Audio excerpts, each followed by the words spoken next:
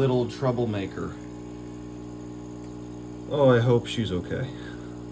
So, I think you can tell by the title, she jumped out. So she didn't land on the floor, luckily. No, she landed on the desk. Unfortunately, in a spot that was not the cleanest. It had some dust here.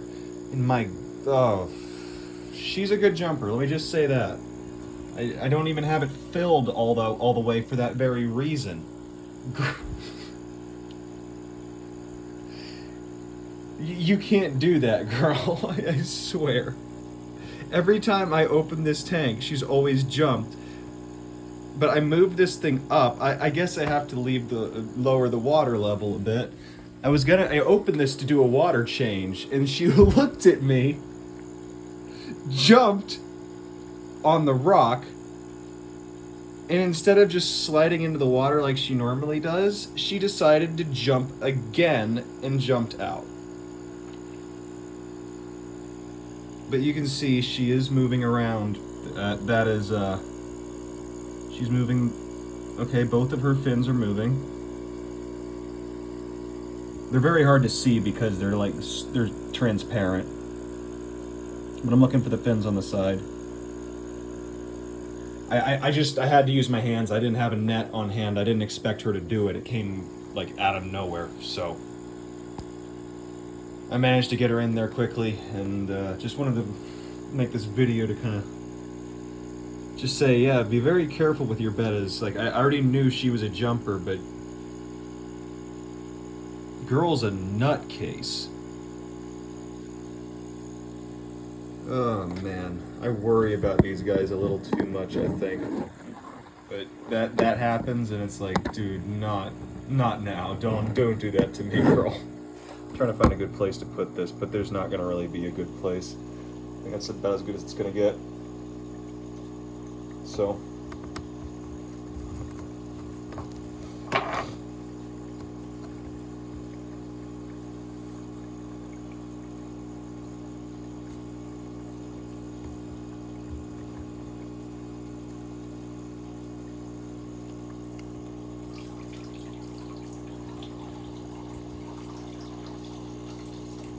No. I can't really tell where she is, so I'm just gonna hold this hose for a minute. Okay, it's all the way at the bottom. She's nowhere near it.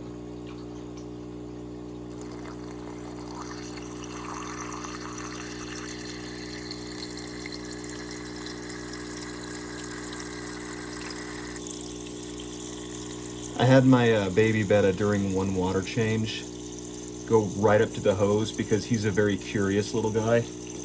And I don't know if he wanted to fight it or what his deal was, but he decided that he wanted to go right up to the entrance of the hose. And I was talking to my friend while this was happening, and luckily I shouldn't say luckily. I was ready for the guy to get stuck up there. I think that was a snail. Yeah, I'm not worried about a snail. I'll pull him back out at some point. He's gonna love it in this bucket. There's gonna be tons of stuff in there for him. But just want to do a 50%. I want to get this water cleared up a little bit. It's just how dark it is from all the tannins. What was I saying? ADHD is just great. Oh yeah, talking about the baby betta that got stuck. Basically, he got sucked up in the siphon because he got a little curious about it, and I had a heart attack immediately. And this little guy, I immediately went to the bucket because, I didn't immediately go to the bucket. I had to wait for the. It's gonna sound weird when I say this, but even though I panicked, I kind of just let him go through the siphon because I knew he was at least small enough to pass through harmlessly. Thank God. And because of that, I let the siphon continue to go and didn't kink the hose or anything. I just let it go, let him go through the siphon, and he went through the bucket. Luckily, I had no water from a prior change, and there was plenty of space so that he didn't just get slammed against the bottom. But bless his little heart, That must have been about the most horrific experience, to just get sucked into that siphon, just to be pulled out, get pulled into this little bucket, and just be like, it's dark in here, because I have floaters in there. You just be like, it's dark in here. I would be mortified. I would think I just got eaten. But I'm laughing about it now because he's totally fine. The guy is completely back to just exploring his tank. There's no injury to any fins. They're all looking pristine. I'll actually show you him real quick before I start filling her tank back up. This is the little guy that got sucked up in the siphon. But you can see how small he is compared to my finger.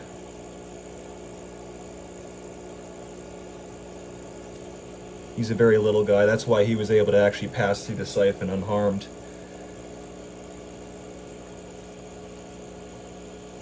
But he's used to me going in there with the little airline tube, and it kind of takes like 40 minutes to drain the water enough for the water change. So I kind of wanted to do a quick one that day, so I just kind of used the big siphon. And he loves to play with the small airline hose, and that's why I was kind of ready for him to do that sort of thing, and I wasn't when he actually did it. So it was like, I knew you were gonna do it, I just didn't expect it in that moment. And of course, that's usually how it goes.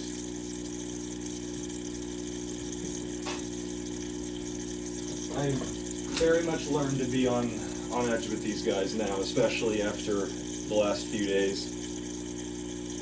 But that water siphon thing was just kind of that random unexpected bit where it's like, nah, I definitely saw this coming, I just didn't handle it well.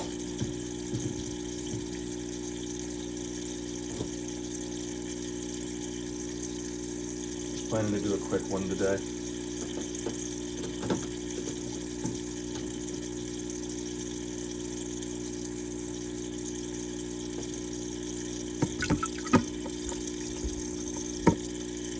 I didn't do that right.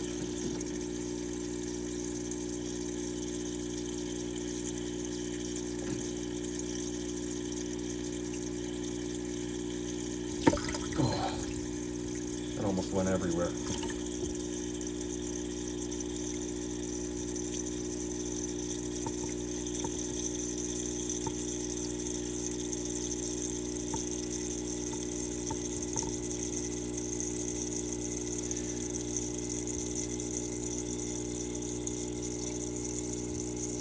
So I guess I could start asking a question for people. I mean, I know I mentioned that in an earlier video, but then I kind of forgot about it. So if anyone has started using floater plants, I would have to ask what are people's favorites? Like for me, I kind of moved away from like the actual surface plants and just kind of started enjoying like anacaris and stuff like that. Especially hornwort. I feel like hornwort's actually been a really fun thing to use because I don't have particularly high current tanks, so it's pretty safe. I don't have to worry about the needles getting blown everywhere.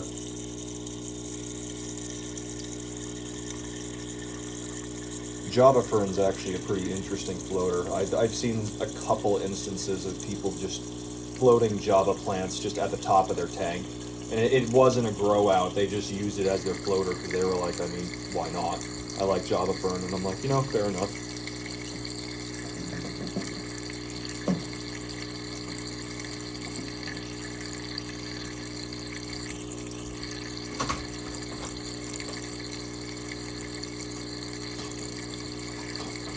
To be honest, I do too. I think I have it in every single one of my tanks just because it's pretty much impossible to kill. If you've killed Java fern, you've definitely killed all your fish and inverts first. And if you haven't, then it's just because you made the very easy mistake of planting it.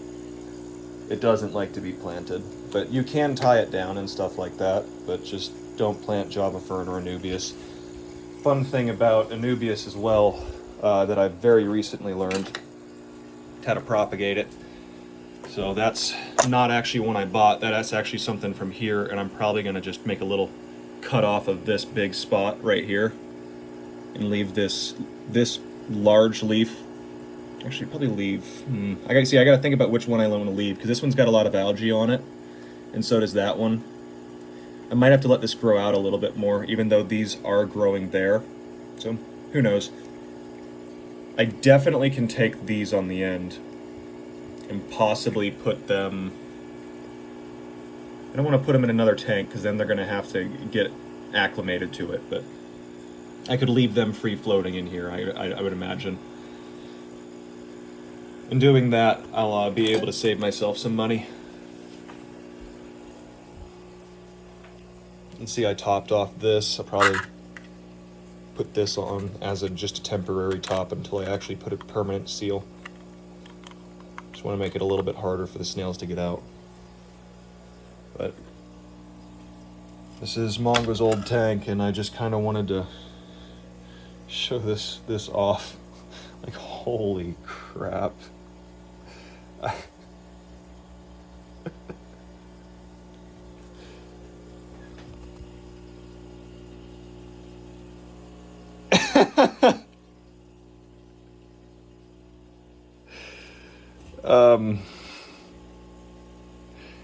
That's one of the plants that comes out of the betta buds, by the way. So just if you have a 5-gallon and you're gonna put these in there, like it recommends you put them in there, I might advise you don't.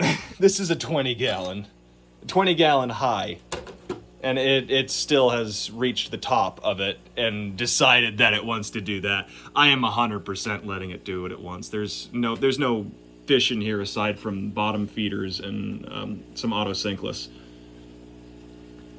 And you can see, even though the other day that clam looked like it was dead, I mentioned that it was clamped shut, and now it is very clearly buried itself back into the substrate. I didn't touch it at all, so it's very clearly still alive, and it was asleep, and now it's back to filter feeding.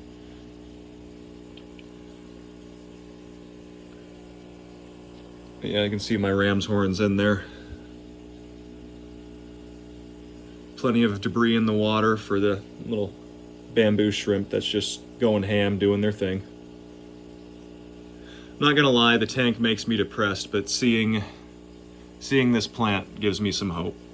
It still says that the environment's healthy, and I just gotta wait for that bacteria to vanish. And once it does, I think that this will be a great tank for one of the fish that I have downstairs. I'm thinking about putting Nellie in here instead of just putting the dwarf gouramis in here, because she's a female elephant ear. She's a short fin, I'm pretty sure. Her fins have never grown out. I don't think they ever will. But I'm gonna have to give this tank a very good cleaning. I haven't done any water changes on it yet, and the main reason is just because I really haven't wanted to mess with it. I don't know why that is. I just feel like it's because, I'm gonna be honest, I think it's just kind of like the notion of just the fact that he's gone, and I just don't want to do anything yet. It just feels disrespectful in a way. And I know that makes absolutely no sense. All the other fish are very clearly healthy. The coolie loaches are still their timid selves, but they're very frequently scavenging through the substrate. I haven't noticed anything peculiar with the shrimp. They're all constantly moving around and eating. The bamboo shrimp is the most telling thing for me. The fact that they're still thriving and just doing great, feeding constantly, tells me that's doing good. The plants are all healthy. I'll even show how these are doing. I'm probably going to remove these soon and put them in my buckets, and then put new top plants in, because you're going to see how overgrown these tops are now. Isn't that beautiful? So now that these are actually fully grown out, you can see that there is some gunk there in the filter. Let me actually clean that out before I put those back. Put my phone down so I don't drip water everywhere. Gotta put my hand down on the bottom so that way it doesn't, like I say, I don't drip water everywhere. Let's take the little baster and then clean all that crap out.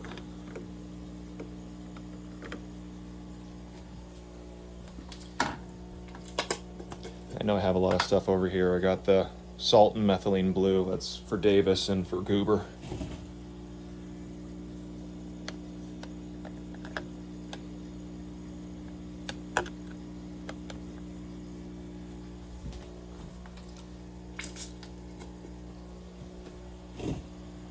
I don't have the storage space for everything because I basically have one room for all my stuff.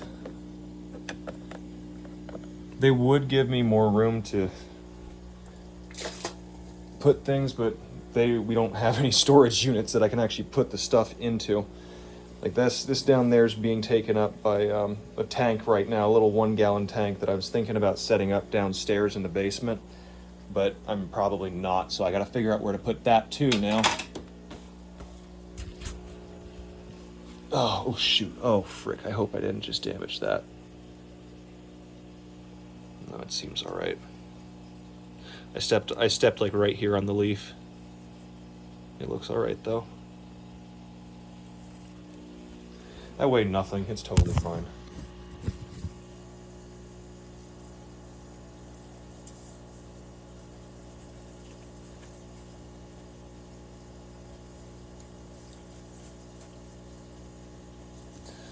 But yeah, those are definitely gonna have to go into a bigger tank pretty soon. Like actually into a tank. They're not gonna survive much longer in there. They've done great and they've soaked up so many nitrates. You can see that definitely kicked up some cloudiness, having sucked up some of the water, and having gotten that gunk in there. But hey, the bamboo shrimp's now gonna have a field day. That has gotta be some very nutritious stuff for them. I don't know why, but I've tried like feeding them with a pipette and giving them some food, but they don't seem to like it. Like they'll actually stop feeding and they'll close their fans whenever I do that. And I'm like, did I give you too much or something? And then I'll just stop and look at them again in 30 minutes and they're back to filter feeding. And it's like, okay, dude, all right, fine.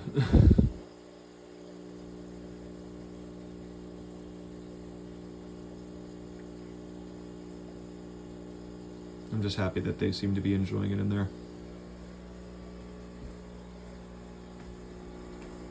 Tells me that the environment really wasn't unhealthy, because like Mongo was the only one who didn't do well. Like it's the problem I think was what happened was when I put one of my guppies in there, I don't think they were doing well, because I did lose it. One of the guppies I put in there, when I moved them to another tank, they basically died in a couple days. And I thought about it and I'm like, they do have dropsy, but it's like for whatever reason I didn't think it would cause a problem until obviously I didn't put them in there knowing they had dropsy. I took them out because I thought they were pregnant, and I put them in there in a little isolation tank, getting ready for them to have babies. And then I come to find out, like, I don't think you're actually pregnant, because she lost a lot of size and then seemed like she was doing all right, but then she got super, super frail, like out of nowhere. So it wasn't dropsy. It almost looked like she had an internal parasite and she got like that wasting disease where the guppy gets like super, super frail.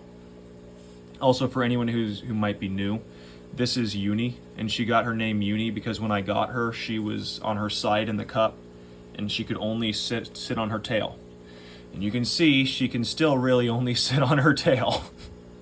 So she got the name Uni because she is my handicapped betta who rides her unicycle around. So unicycle, obviously, but she got upgraded into this because she was in a little half-gallon temporary hab, and that even this is going to be temporary ultimately. Like I want to get her more of like a cube style with a nice flat setup with. It's gonna be flat down here.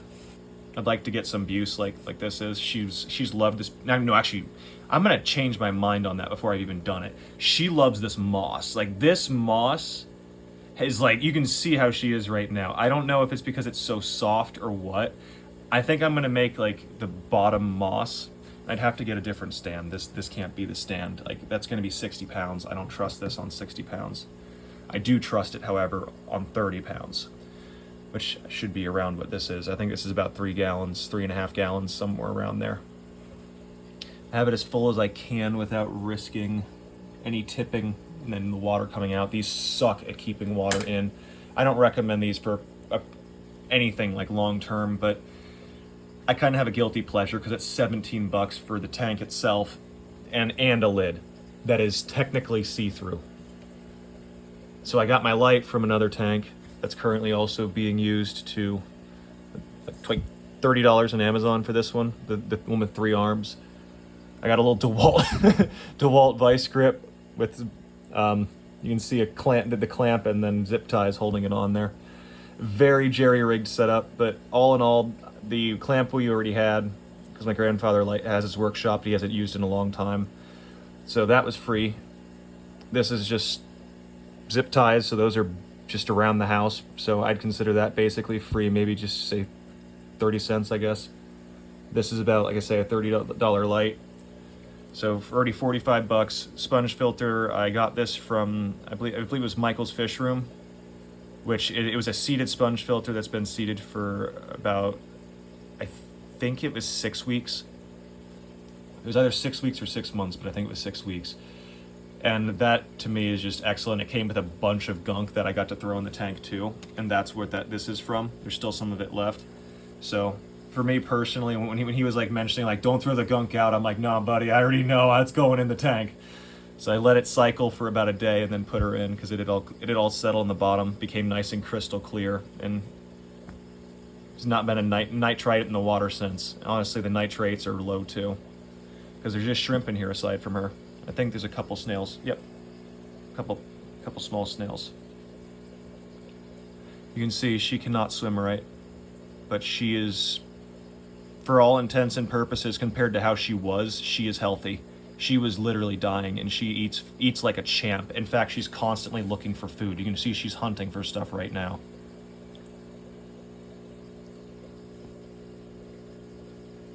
But she doesn't bother the shrimp really. That bug eye does worry me a bit. Although she does have both. She has both bug eyes. What am I talking about?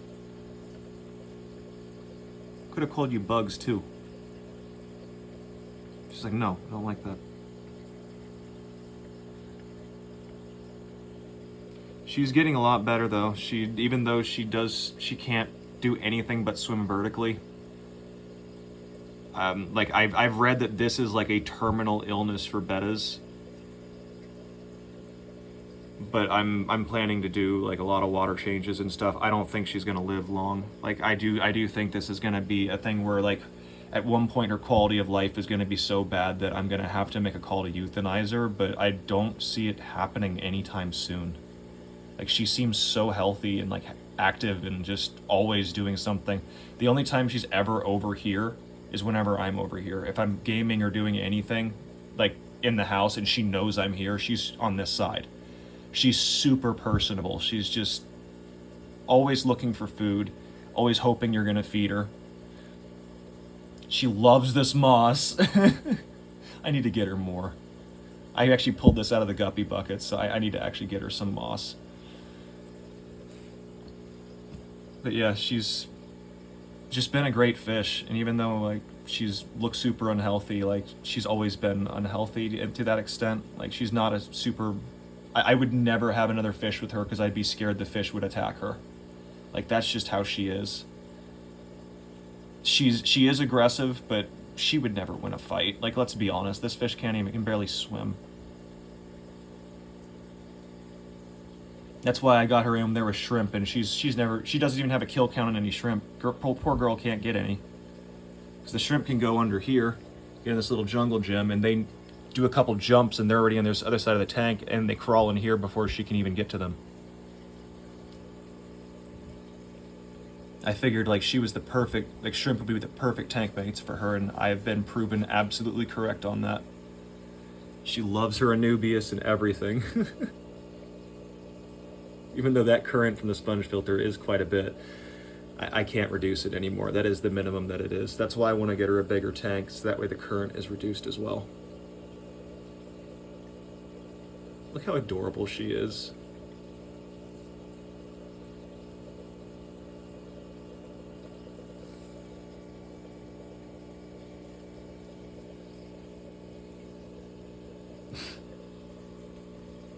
Also, I do not know if that is scale damage. I'm sure some people have noticed that.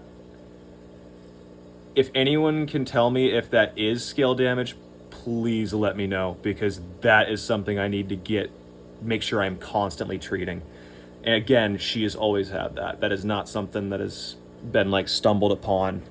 I've noticed it at one point, and that was when I was like, okay, I 100% have to make sure that she can't wiggle herself in any tight spaces. You can see she's constantly hunting. She's looking for food.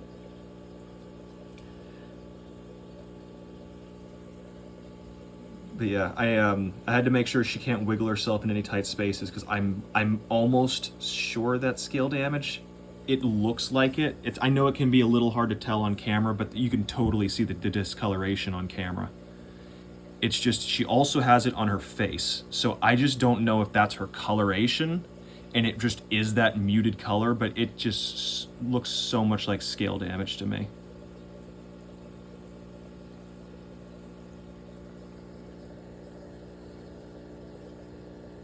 And if it is, that might explain why the poor girl can't swim, and I need to get that medicated right away. Only problem is, I don't know how, so I need to start researching it. I know I've been noticing it the last couple days, and it never alarmed me at the beginning, because I just thought it was something that it was discoloration and it would improve, but now I'm starting to think it might just be like a damage, or like damage to her.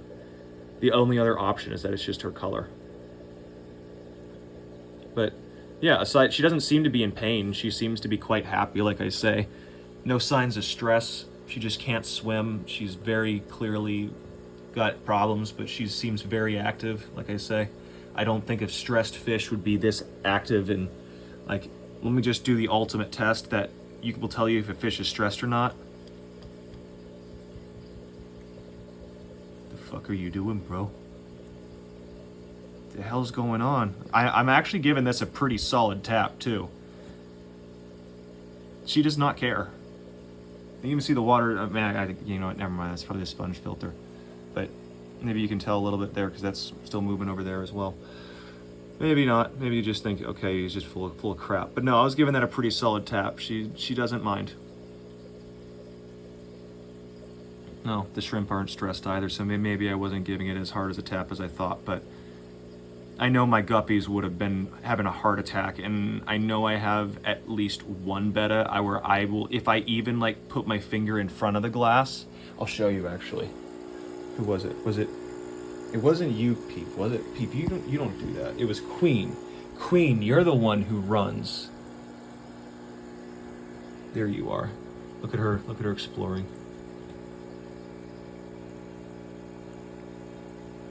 Are you gonna flare up now? You gonna prove me wrong? I'd be happy to see that, actually. Nope. And poke. She's not gonna do it today. She's gonna make a liar out of me.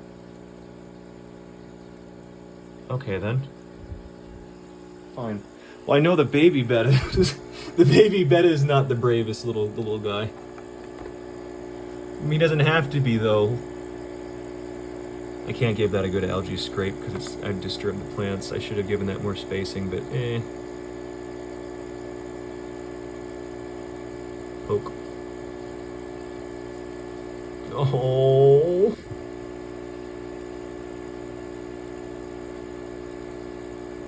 I mean, he's a baby. What are you gonna do? The poor little guy's probably terrified.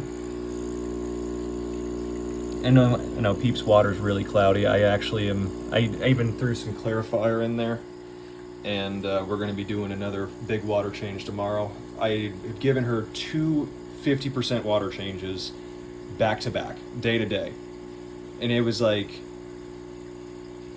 why is this not clearing up? And I did a water test.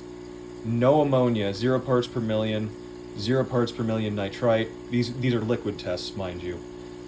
And I would probably have to say about 2.5 parts per million nitrate. So I was like, could it be the pH and then the hardness? I can't really test the hardness without using a strip. Because unfortunately, the kit that I bought, let's see if I can actually find it this time. I haven't pulled everything out of here because I was like, there's no way that that's right.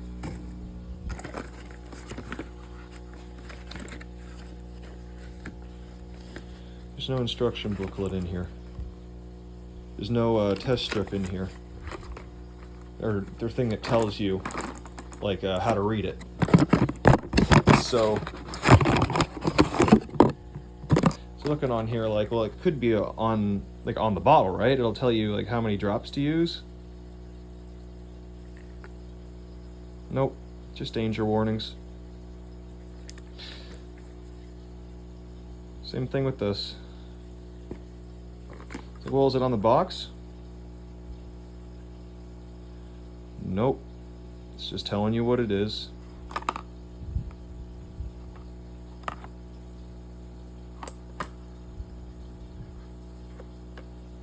Yeah, so if you notice, I don't know if you can tell, but I'm pretty sure that booklet right there that you're seeing is the thing that, like the one that's in between obviously the vials and on the picture, and that is what I think I'm missing. And that was not in here. So the thing that I need to actually be able to read these tests, I just can't. And if people would say maybe look it up online, it won't work that way, because I would have to. Don't worry, that wasn't actually the vials. See, those are both fine. That was this thing that fell. People say look it up online, the color won't be the same. So I can't really use that accurately. I already struggle enough with reading them as it is.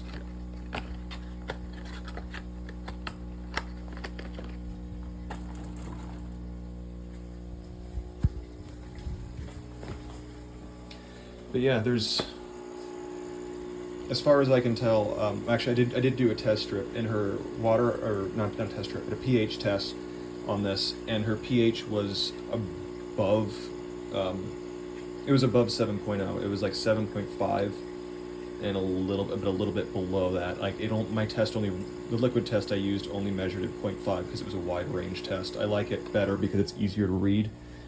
Actually, I can possibly show it right here. Yeah, this is the Petco brand Magitarium, and their test kit's actually really not bad. This is, yeah, perfect. I pulled it out first try. I can't do that normally. Awesome. But yeah, this is what I used, and it measures in 0.5. It's actually perfect for me because it'll tell me if I'm on the perfect pH for either. So I either like to keep it at 7.0. 6.5 or 7.5, depending on what fish I'm keeping. And lately I've been kind of going for like 6.5 for my bettas, because I know that even though they are like I mean they are farm raised usually, so these little guys tend to perform more neutral water than your wild caught bettas.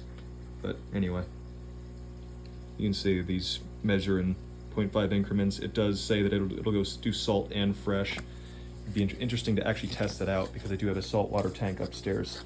It's probably just about cycled. It's been cycling for 2 months now, so it's probably just about done with everything.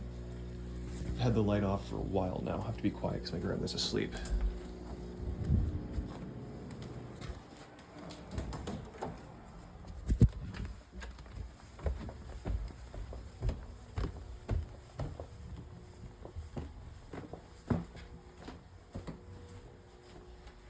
I actually had the light off for 2 reasons. One, okay, you also see the water's evaporated quite a bit over these 2 months. This is what 2 months of water evaporation will do.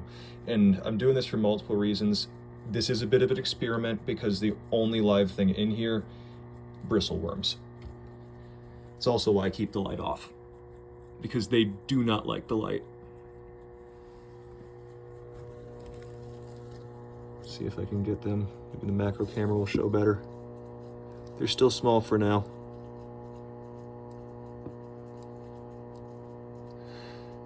I do appreciate the person who mentioned that they were bristleworms. I had, like I say, I had no idea what to look up for that, so. But yeah, this will eventually have some coral and probably an invert. Maybe some emerald crabs. I'd like to find Well, I mean, obviously I'll have to get the bristle worms out if they get too big at some point. I don't think there's anything that actually eats them effectively. People have said cleaner shrimp eat them. I don't think that they do, apparently, because according to a lot of other people, they say no, they don't. Plus, is that live rock gaining some... Are those barnacles? There's no way those are barnacles. Barnacles are huge.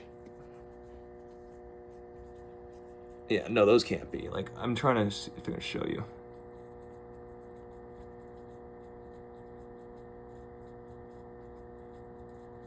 Those, I thought they were parts of the rock originally, but they've gotten a lot larger.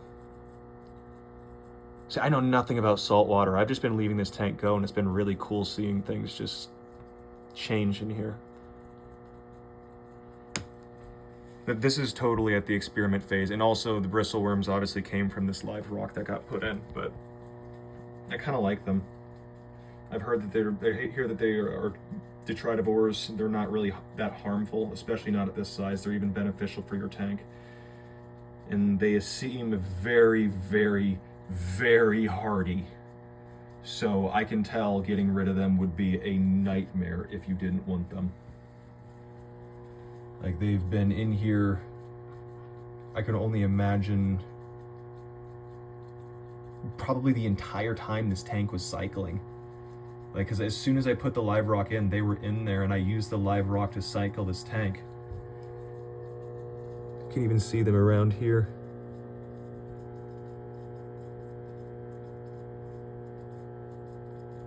Is it weird that I find them oddly cute at this size? Until they get to be about the size of a... Don't they get, like, massive? I don't know. Either way. They're pretty neat.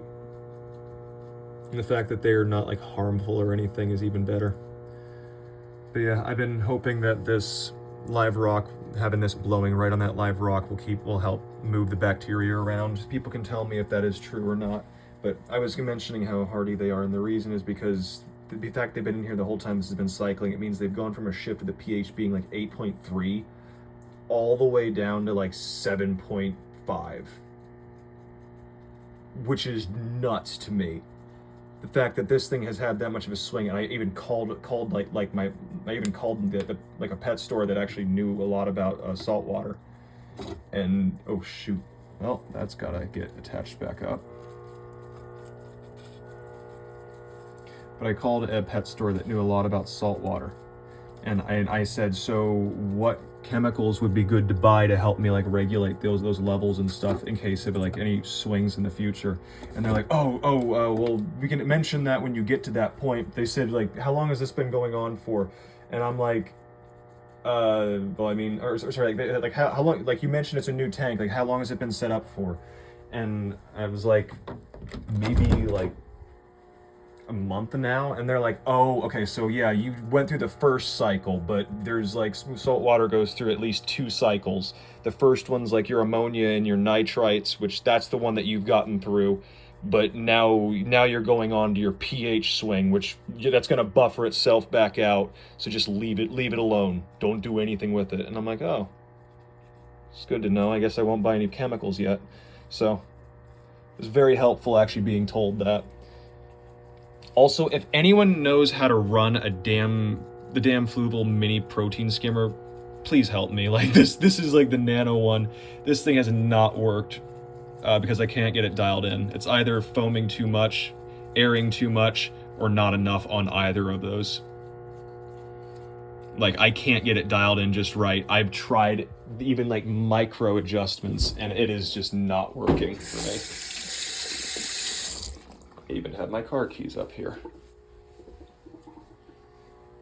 But yeah. Anyway, let's see, what is the temperature at? It's a nice warm 84 degrees. I have to keep that in mind. This is going to be very warm water. And obviously I'll be doing much more frequent top-offs. It's kind of crazy to me that the water's only evaporated this much in 2 months. Like, a lot of my tanks actually evaporate a lot faster than that.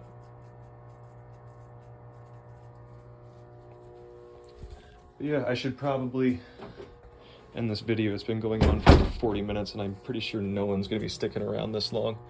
Especially not just watching this ugly thing. But I swear someday this will be beautiful. I might even just hook it up with some blue lights only and just let the blue light run at some point. Because I'll have coral in there at one point, like I say. Probably some soft-bodied, but I'd also want some hard-bodied. I know I'm walking back and forth. I'm looking like a moron. But I've been thinking about it, and I'd like the idea of some soft-bodied coral around the front. Like, just some. Like, maybe just like one or two. Or, yeah, one or two, and then just whenever they actually split apart, they could move one to the other side. Then I'd probably have the harder bodied coral toward the back. But I have to look around at other people's tanks and see kind of like what I want to go for. Like, the rocks can always get moved. It's gonna suck doing it with the bristleworms in, because I know that they can prick you and put needles in your fingers, but I mean, I used to be a metal worker. It's nothing new to me. I'm used to having shit stuck in my hands for weeks and weeks and weeks, so I'm sure I'll be fine. But yeah, I hope everyone's having a nice day, and I'll catch everyone later.